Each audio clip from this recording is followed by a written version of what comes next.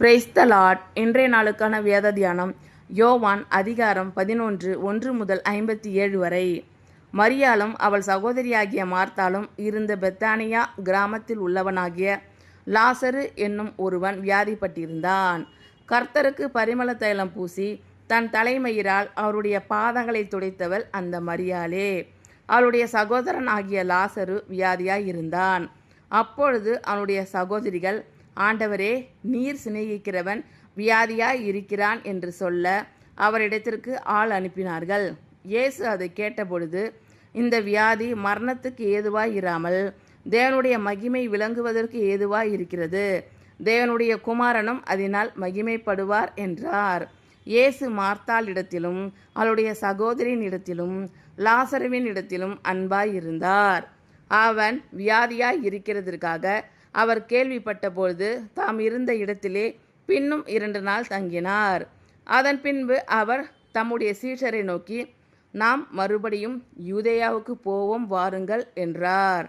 அதற்கு சீஷர்கள், ரபி, இப்பொழுதுதான் யூதர் உம்மை கல்லெறிய தேடினார்களே, மறுபடியும் நீர் அவ்விடத்திற்கு போகலாமா என்றார்கள்.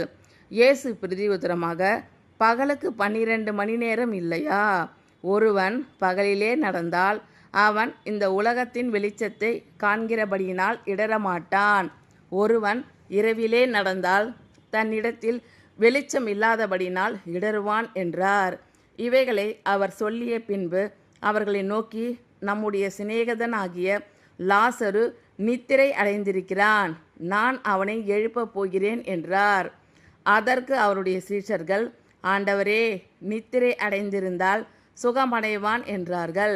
இயேசுவானவர் அவனுடைய மரணத்தை குறித்து அப்படி சொன்னார். அவர்களோ நித்திரை செய்து இளைப்பாறுகிறதை குறித்து சொன்னார் என்று நினைத்தார்கள்.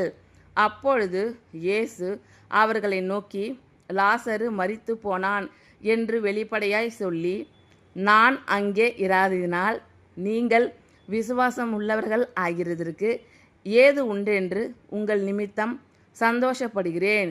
இப்பொழுது அவனிடத்திற்கு போவோம் வாருங்கள் என்றார். அப்பொழுது திதிமு என்னப்பட்ட தோமா மற்ற சீஷர்களை நோக்கி, அவரோடே கூட மரிக்கும்படி நாமும் போவோம் வாருங்கள் என்றான். இயேசு வந்தபோது அவன் கல்லறையில் வைக்கப்பட்டு 4 நாளாயிற்றென்று கண்டார். பெத்தானியா ஊர் எருசலேமுக்கு சமீபமாய் ஏறக்குறைய 2 மைல் தூரத்தில் இருந்தது. யூதரில் அநேகர் மார்த்தாள், மரியாள் என்பவர்களுடைய சகோதரனை குறித்து அவர்களுக்கு ஆறுதல் சொல்லும்படி அவர்களிடத்தில் வந்திருந்தார்கள். இயேசு வருகிறார் என்று மார்த்தாள் கேள்விப்பட்டபோது அவருக்கு எதிர்கொண்டு போனாள். மரியாளோ வீட்டிலே உட்கார்ந்திருந்தாள். மார்த்தாள் இயேசுவினிடத்தில் வந்து, ஆண்டவரே, நீர் இங்கே இருந்தீரானால் என் சகோதரன் மரித்திருக்க மாட்டான். இப்பொழுதும் நீர் தேவனிடத்தில் கேட்டுக்கொள்வது எதுவோ அதை தேவன் உமக்கு தந்தருளுவார் என்று அறிந்திருக்கிறேன் என்றாள். இயேசு அவளை நோக்கி, உன் சகோதரன் உயிர் தெழுந்திருப்பான் என்றார். அதற்கு மார்த்தாள், உயிர்த்தெழுதல் நடக்கும் கடைசி நாளிலே அவனும் உயிர் தெழுந்திருப்பான் என்று அறிந்திருக்கிறேன் என்றாள். இயேசு அவளை நோக்கி, நானே உயிர்த்தெழுதலும் ஜீவனமாயிருக்கிறேன். என்னை விசுவாசிக்கிறவன் மரித்தாலும் பிழைப்பான். உயிரோடு இருந்து என்னை விசுவாசிக்கிறவன் எவனும் என்றென்றைக்கும் மரியாமலும் இருப்பான். இதை விசுவாசிக்கிறாயா என்றார். அதற்கு அவள், ஆம் ஆண்டவரே, நீர் உலகத்தில் வருகிறவரான தேவகுமாரனாகிய கிறிஸ்து என்று நான் விசுவாசிக்கிறேன் என்றாள். இவைகளை சொன்ன பின்பு அவள் போய் தன் சகோதரியாகிய மரியாளை இரகசியமாய் அழைத்து, போதகர் வந்திருக்கிறார், உன்னை அழைக்கிறார் என்றாள். அவள் அதை கேட்டவுடனே சீக்கிரமாய் எழுந்து அவரிடத்தில் வந்தாள். இயேசு இன்னும் கிராமத்துக்குள் வராமல் மார்த்தாள் தம்மை சந்தித்த இடத்திலே இருந்தார். அப்பொழுது வீட்டிலே அவளுடனே கூட இருந்து அவளுக்கு ஆறுதல் சொல்லி கொண்டிருந்த யூதர்கள் மரியாள் சீக்கிரமாய் எழுந்து போகிறதை கண்டு, அவள் கல்லறையின் இடத்தில் அழிகிறதற்கு போகிறாள் என்று சொல்லி அவளுக்கு பின்னே போனார்கள். இயேசு இருந்த இடத்தில் மரியாள் வந்து அவரை கண்டவுடனே அவர் பாதத்தில் விழுந்து, ஆண்டவரே, நீர் இங்கே இருந்தீரானால் என் சகோதரன் மரித்திருக்க மாட்டான் என்றாள். அவள் அழுகிறதையும் அவளோடே கூட வந்த யூதர்கள் அழுகிறதையும் இயேசு கண்டபோது ஆவியிலே கலங்கி துயரமடைந்து, அவனை எங்கே வைத்தீர்கள் என்றார். ஆண்டவரே, வந்து பாரும் என்றார்கள். இயேசு கண்ணீர் விட்டார். அப்பொழுது யூதர்கள், இதோ இவர் அவனை எவ்வளவாய் சிநேகித்தார் என்றார்கள். அவர்களில் சிலர், குருடனுடைய கண்களை திறந்த இவர் இவனை சாகாமல் இருக்க பண்ணவும் கூடாதா என்றார்கள். அப்பொழுது இயேசு மறுபடியும் தமக்குள்ளே கலங்கி கல்லறையின் இடத்திற்கு வந்தார். அது ஒரு குகையாய் இருந்தது. அதன் மேல் ஒரு கல் வைக்கப்பட்டிருந்தது. இயேசு, கல்லை எடுத்து போடுங்கள் என்றார். மரித்தவனுடைய சகோதரியாகிய மார்த்தாள் அவரை நோக்கி, ஆண்டவரே, இப்பொழுது நாருமே, 4 நாளாயிற்றே என்றாள். இயேசு அவளை நோக்கி, நீ விசுவாசித்தால் தேவனுடைய மகிமையை காண்பாய் என்று நான் உனக்கு சொல்லவில்லையா என்றார். அப்பொழுது மரித்தவன் வைக்கப்பட்ட இடத்திலிருந்து கல்லை எடுத்து போட்டார்கள். இயேசு தம்முடைய கண்களை ஏறெடுத்து, பிதாவே, நீர் எனக்கு செவி கொடுத்தபடியினால் உம்மை ஸ்தோத்திரிக்கிறேன். நீர் எப்பொழுதும் எனக்கு செவி கொடுக்கிறீர் என்று நான் அறிந்திருக்கிறேன். ஆனாலும் நீர் என்னை அனுப்பினதை சூழ்ந்து நிற்கும் ஜனங்கள் விசுவாசிக்கும்படியாக அவர்கள் நிமித்தம் இதை சொன்னேன் என்றார். இவைகளை சொன்ன பின்பு, லாசருவே, வெளியே வா என்று உரத்த சத்தமாய் கூப்பிட்டார். அப்பொழுது மரித்தவன் வெளியே வந்தான். அவன் கால்களும் கைகளும் பிரேத சீலைகளினால் கட்டப்பட்டிருந்தது. அவன் முகமும் சீலையால் சுற்றப்பட்டிருந்தது. இயேசு அவர்களை நோக்கி, இவனை கட்டவிழ்த்து விடுங்கள் என்றார்.